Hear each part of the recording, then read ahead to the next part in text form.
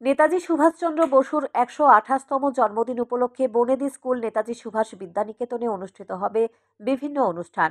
শনিবার স্কুলের ভারপ্রাপ্ত শিক্ষিকা বর্ণালী মজুমদার সাংবাদিক সম্মেলনের মধ্য দিয়ে এ বিষয়ে বিস্তারিত জানান।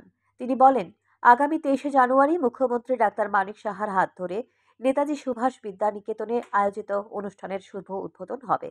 সঙ্গে থাকবেন আগরতলা পুর নিগমের মেয়র দীপক মজুমদার। প্রতি বছরের মতো এবছরও যথেষ্ট উৎসাহ ও উদ্দীপনার মধ্য দিয়ে এই অনুষ্ঠানের আয়োজন করা হবে।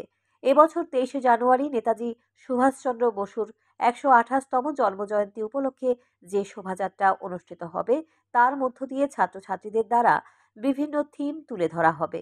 এবার তৃতীয় শ্রেণী, চতুর্থ শ্রেণী এবং পঞ্চম শ্রেণীর ছাত্রছাত্রীরা ৬টি গ্রুপের মাধ্যমে অংশগ্রহণ করবে এবং ষষ্ঠ, সপ্তম, অষ্টম, নবম এবং একাদশ শ্রেণীর ছাত্রছাত্রীরা বিভিন্ন প্রজেক্ট তৈরি করে মিছিলে অংশ নেবে।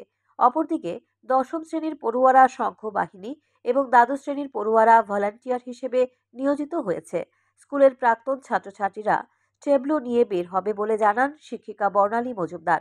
এবছর শোভাযাত্রায় মোট ২৪টি থিম থাকবে। পাশাপাশি ছাত্রছাত্রীদের বাইরে আরও ৬টি থিম থাকবে। এছাড়াও আরও থিম আসার সম্ভাবনা রয়েছে। বাঙালির কৃষ্টি, ঐতিহ্য ও সংস্কৃতির মেলবন্ধনে এবারের থিমগুলি সকলের সামনে তুলে ধরা হবে। আমি নেতাজি সুভাষ বিদ্যানিকেতনের ভারপ্রাপ্ত শিক্ষিকা শ্রীমতী বর্ণালী মজুমদার বলছি। এবার ১২৮তম নেতাজি জন্মজয়ন্তী উৎসব পালিত হচ্ছে আমাদের বিদ্যানিকেতনে। যথেষ্ট উৎসাহ এবং উদ্দীপনার সঙ্গে এই উৎসবের আয়োজন করা হচ্ছে এবং প্রচণ্ড প্রস্তুতির মধ্যে দিয়ে ছাত্ররা অগ্রসর হচ্ছে। ছাত্র ছাত্রী উভয়ের মধ্যে সাংঘাতিক উৎসাহ উদ্দীপনা লক্ষ্য করা যাচ্ছে।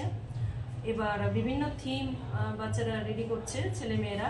সেই সমস্ত থিমগুলি সামনে ওদের প্রকাশিত হবে আমাদের মিছিলটার মধ্যে দিয়ে।